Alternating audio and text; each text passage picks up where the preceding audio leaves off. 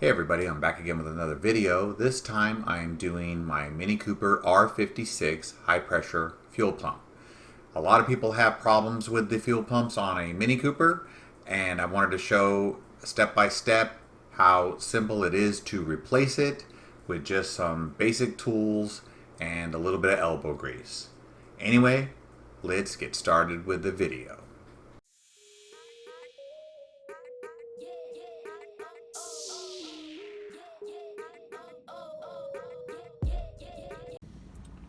Okay, so I'm here in my 2009 Mini Cooper Clubman, and I'm having a problem starting it. And I know that this is a common problem with these cars where the high pressure fuel pump goes bad. And after several times having it either rough start or start and stop, I had an incident in which I couldn't start it for about 4 attempts, and then it started.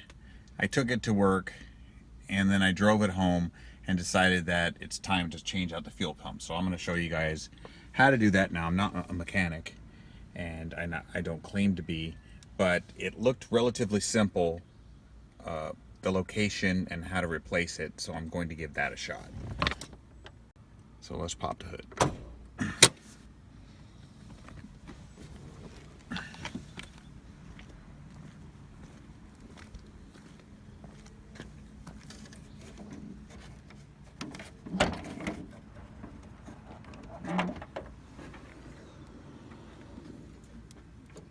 Alright, so the location of the pump is down here.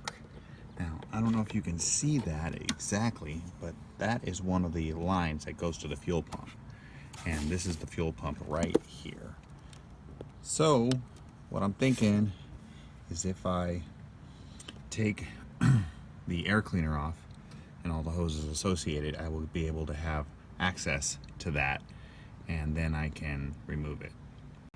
Okay, so tools you're gonna need, probably a socket set, and then some hand tools, some pliers, needle nose. I have some right angle needle nose and some standard pliers, and then a bit set of your choosing.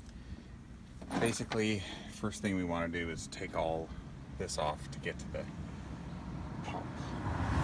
Forgot to mention that you need a set of the torque bits in order to get this stuff off.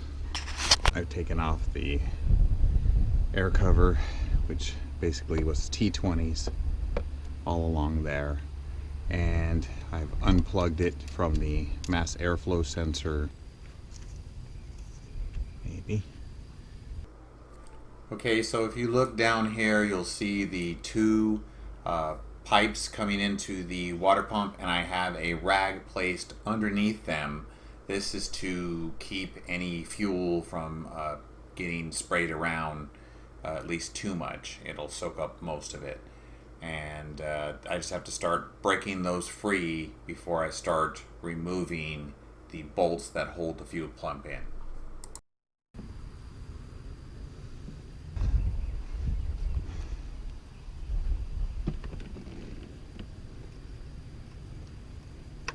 Yep. Whoa. Okay.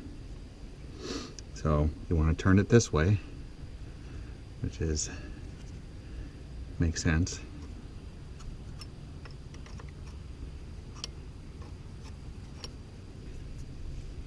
So wipe this off since we've got a little gas to clean it with.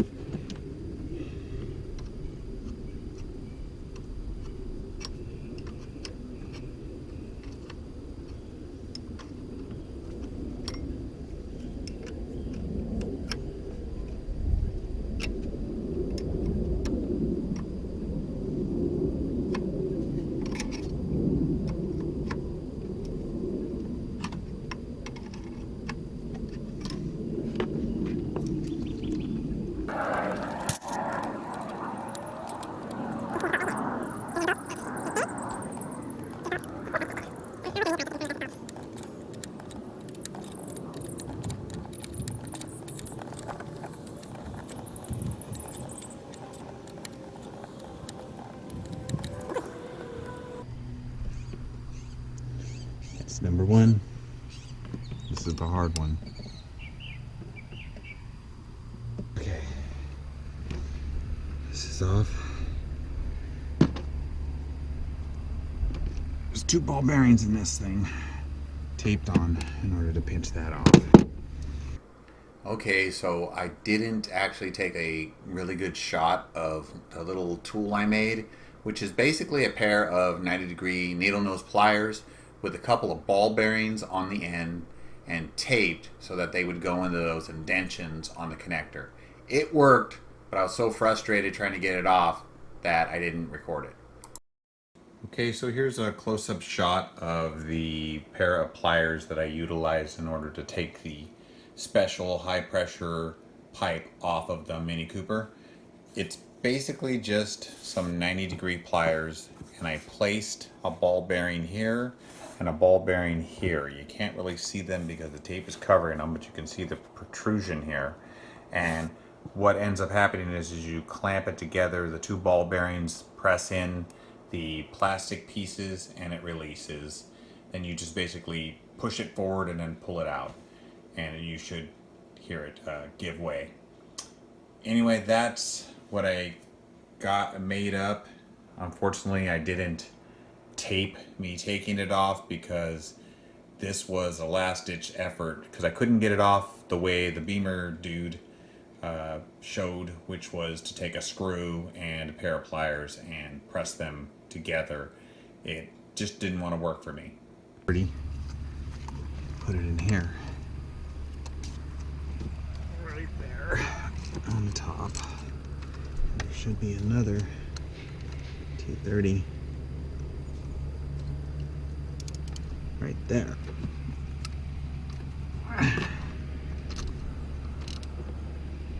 That should be it.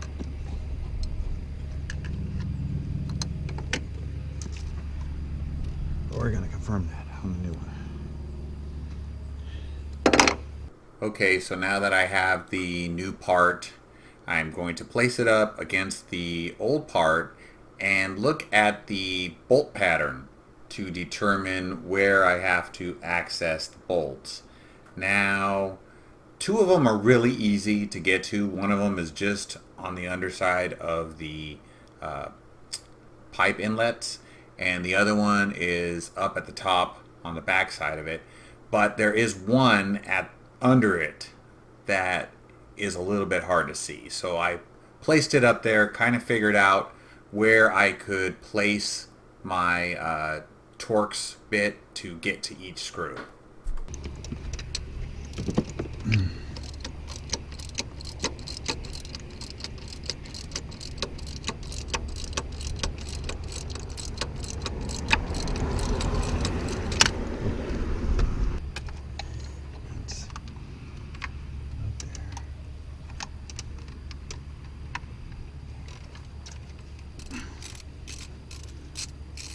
You don't need light for that. No, not for that one.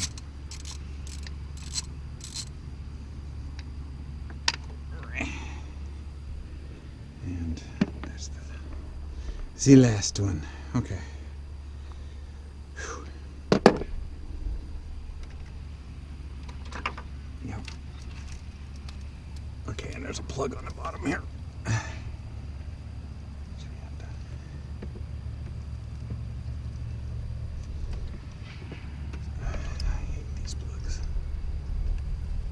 What does it do again?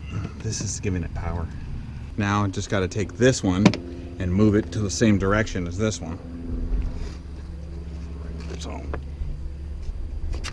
okay, so this is the old one, and this is the new one. And pretty much, you see this ends right about here. It's a little bit more. I just have to take a little oil. So they said just take a little bit of the crankcase oil. That was already in here. Like that. Like that. Along the lip. And we just had to put it back on. Everything. Okay. So that's the connector on first. Yeah. So it went like this, right? It could only fit one way. Yeah.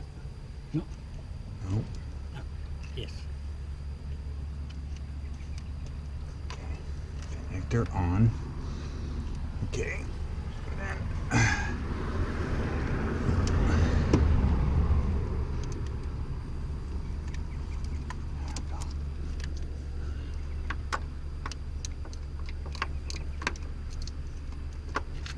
Okay, it's on there. All right, now we just put the screws back in.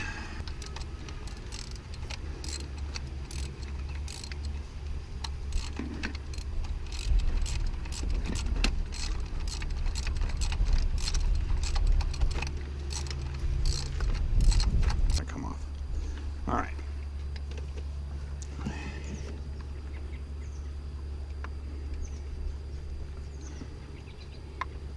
I'm just guessing right here.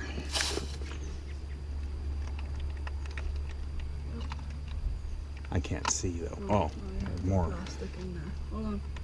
You don't have it in. You have to. Oh, okay.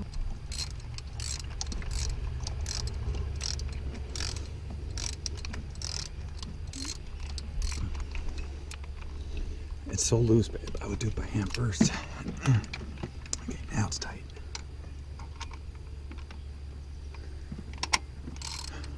There we go. Boom. Yeah, it's tight. Okay, now let's do the top one.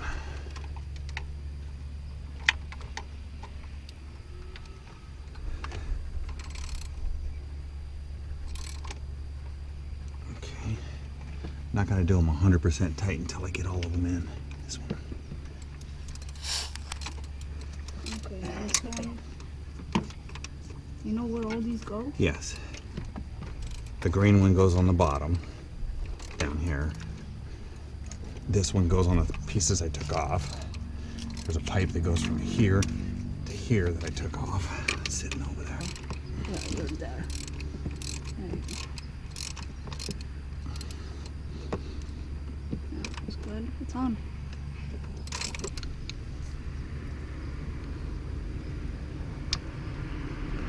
Okay, I think I just have to take my 12mm and pull it on there.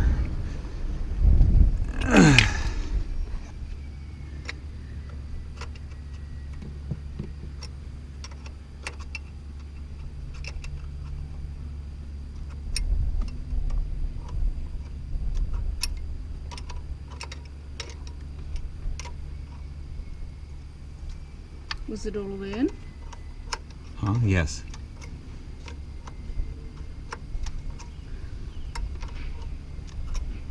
It took a long time to get out. Okay, want me to do it? Okay, so the rest of it you could pretty much figure out on your own. I got the two pipes put back on and then proceeded to put all the hoses back on and close the hood. And now let's see how it works. Okay, the fuel pump is in. Let's see if it starts. Before, like a lot of you, I had a problem with it starting. It would like die as soon as you started it up, and then or it would turn off shortly thereafter. And it started to sputter a little bit. Let's see if it starts now. Check engine light is off. It's now idling nice and even, and seems to be running good. And I did take a test ride in it just to make sure. Make sure that you put your fuel lines in nice and tight, because if you don't, it could leak a little bit. So make sure to check all your lines, do a test drive, pop it open, and then make sure that you don't have any leakage. Looks good. So anyway, that's my video. Hope you found it informational. If you did, please click like, comment, or subscribe. And remember to click that bell if you do subscribe so that you can see my latest videos. Anyway, that's my video. Thanks for watching. I'm gonna get the tech out of here. Later.